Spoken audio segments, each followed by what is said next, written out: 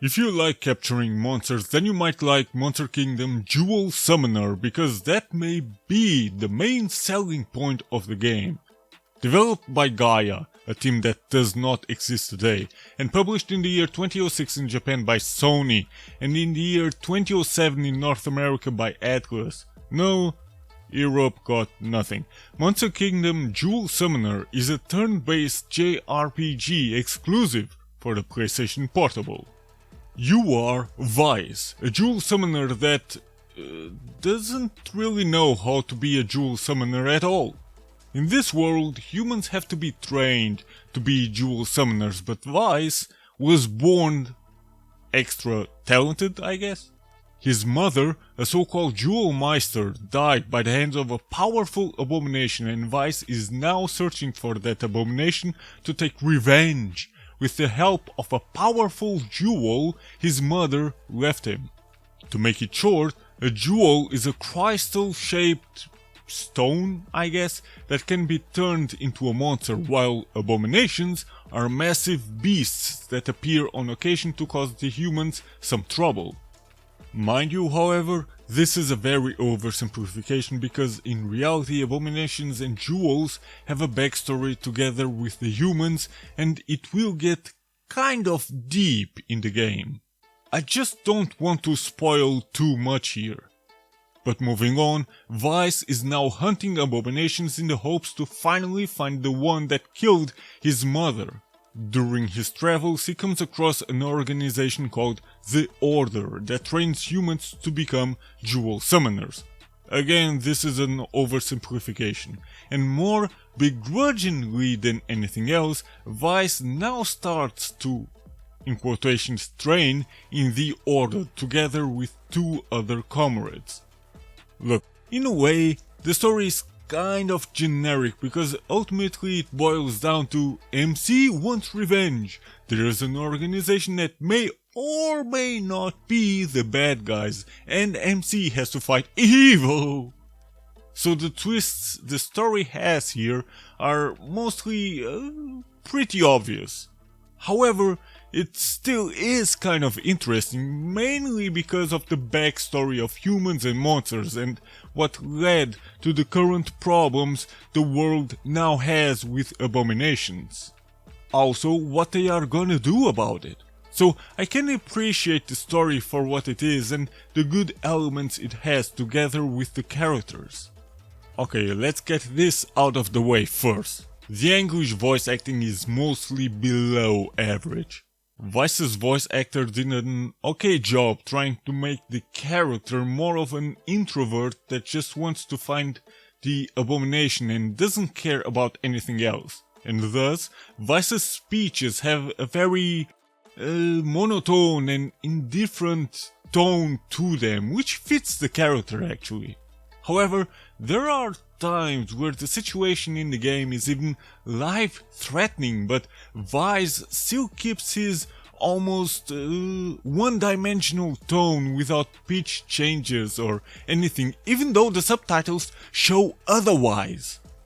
The same goes for almost all voice actors. In normal situations they acted fine, but when the action starts or the characters are supposed to be angry or something else, the pitch never changes, which is fucking weird. No anger, no sadness, no anything.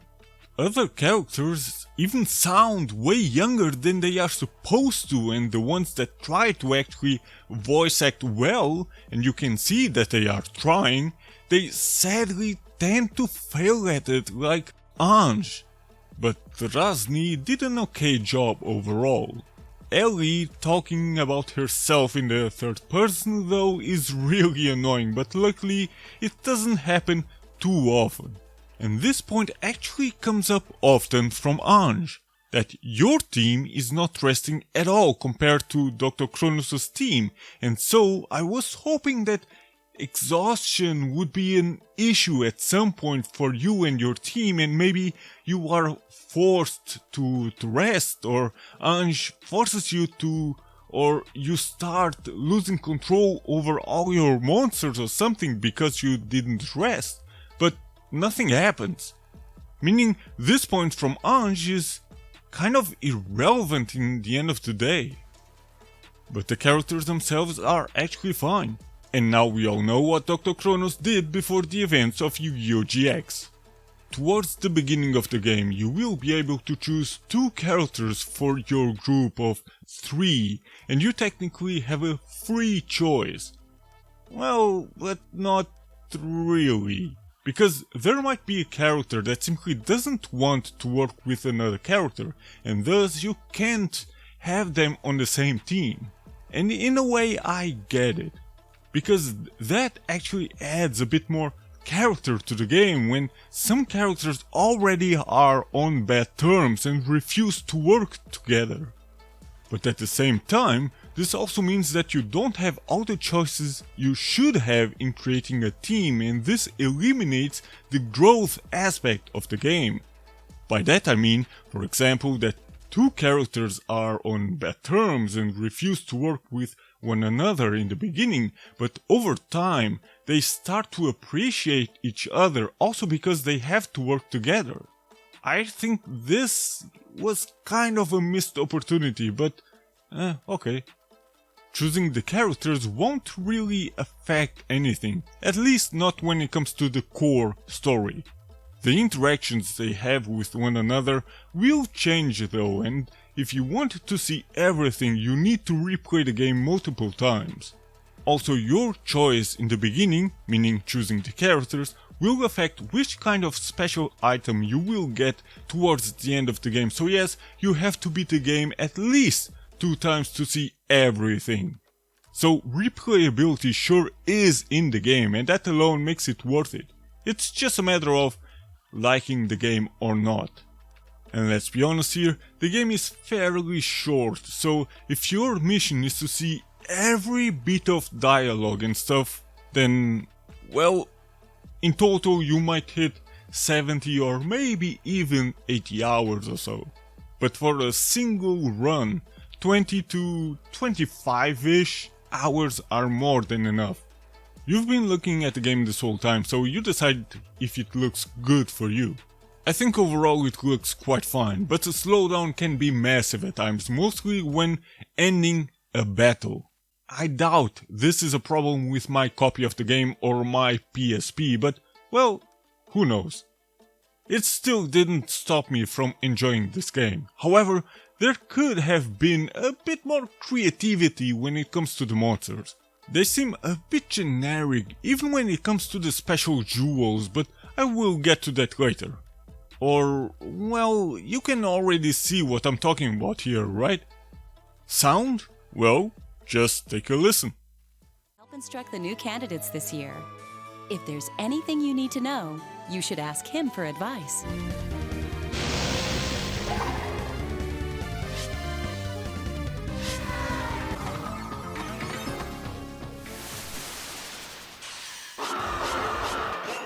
So this is a turn-based JRPG, and the main attraction here are 2 things. Number 1 is that the producer of this game, Okada Koji, worked on multiple Shin Megami Tensei and Persona titles as well, Legend of Cartia, before he left Atlus.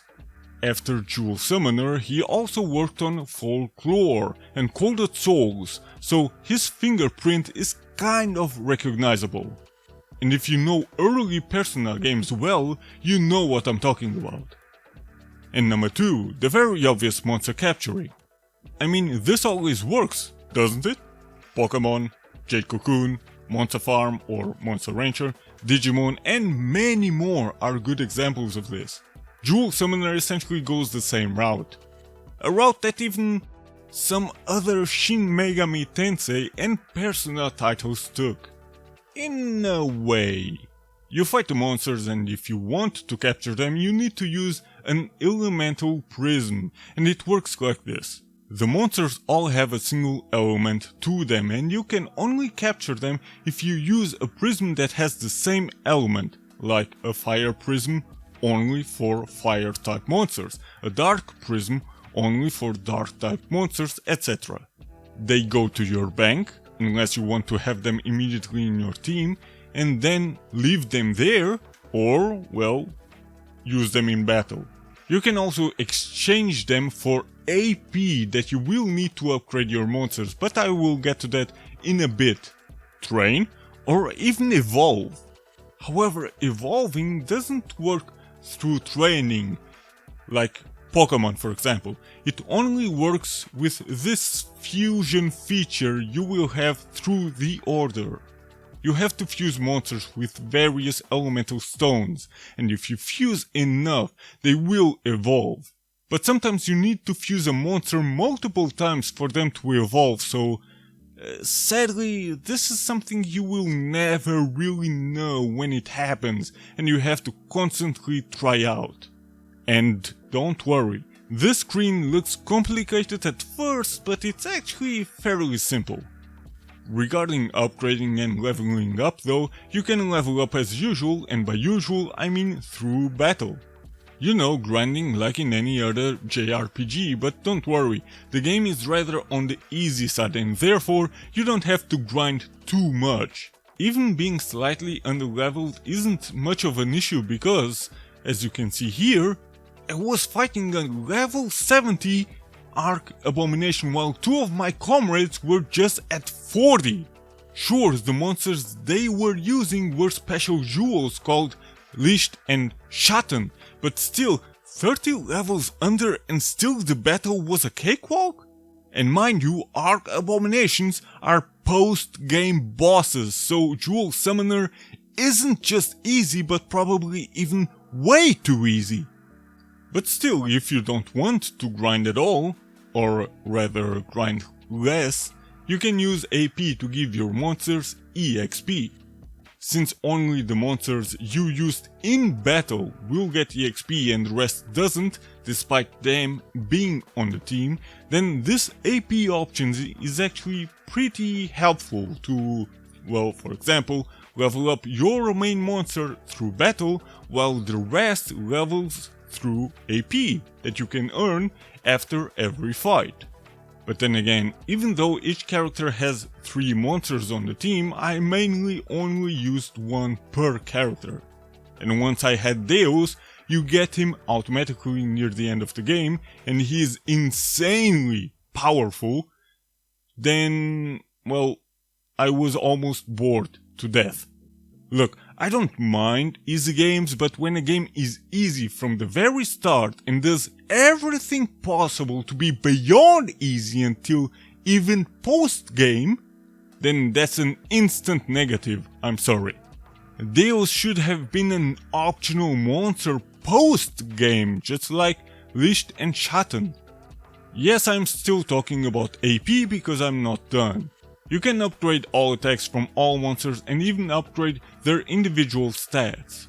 This is actually an interesting and fun idea.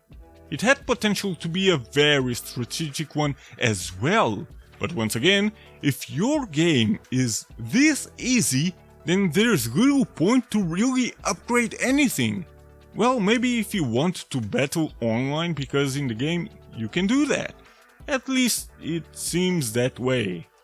I assume you pick your team, your friend picks their team, and may the best man win, I guess. Or you may even trade monsters, but I don't give a damn about that. Still, nah, nice that the game has that option, I guess. And oh yeah, I almost forgot about this one. After certain events, your summoner level ranks up, and this is essentially a very good idea. What happens is, if your monster's level is higher than your summoner level, then you won't be able to fully control that monster. Yes, it's very similar to what Pokemon did as well. The split screen during the battles is actually very interesting indeed and makes this game kind of unique. At least, this is something you don't see every day, and no, it doesn't get annoying having to see the screen split like this and one side always getting bigger or smaller depending on who is taking action. What was a bit weird at first though is that your HP, in the game it's called LP or life points, is based on your character's health. However, your MP, JP or jewel points in the game, is based on your monsters. So no, The characters themselves don't use JP while the monsters don't use LP. Your monster can still lose the battle if its JP goes to 0. This can easily happen because to attack or use abilities, all monsters have to use up their individual JP bar. If it's 0, then they are out of the battle, and keep in mind that all the damage you take are based on the monster's current stats in the battle. The characters themselves do not have stats at all, only an LP bar. So supposedly the game has 2 endings, and to see both, you supposedly need to play through the whole game twice. One ending is triggered if you go to the underground, while the other is triggered if you go to the monolith. You know, the place where you can change your monster team and check on how many monsters you have. There are over 100 in total that you can catch and evolve, essentially, or fuse. Even the first Pokemon generation had more creatures, but still, slightly over 100 is a good digit.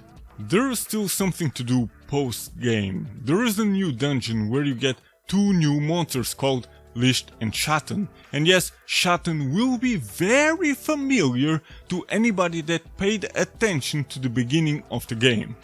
And for the non-Germans out there, Lisht means light, while Shatten means shadow. Get those 2 and you unlock new abominations you can defeat called Arc Abominations.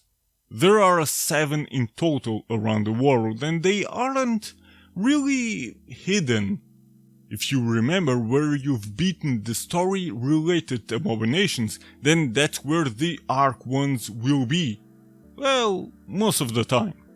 So yes, you have to walk all the way through some dungeons again.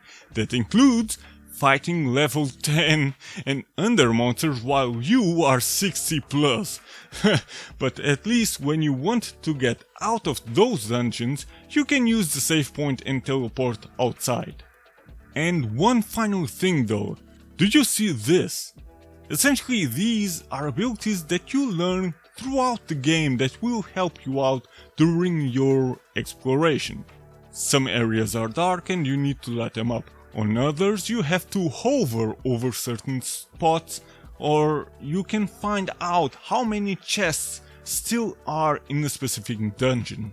Kind of a nice idea, but in the end most of these will become kind of useless, and this also points to the layout of the dungeons themselves.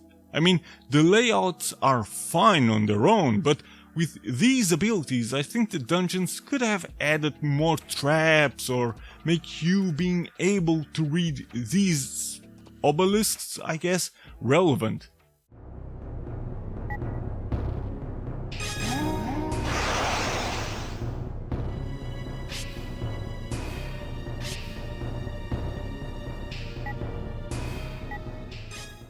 In the end though, Monster Kingdom Jewel Summoner is an interesting and quite fun game actually.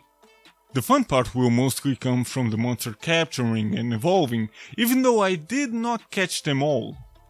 For around 20 to 25 hours or so, way more than that if you want to be an absolute GOAT in the game, then this game might be a good deal.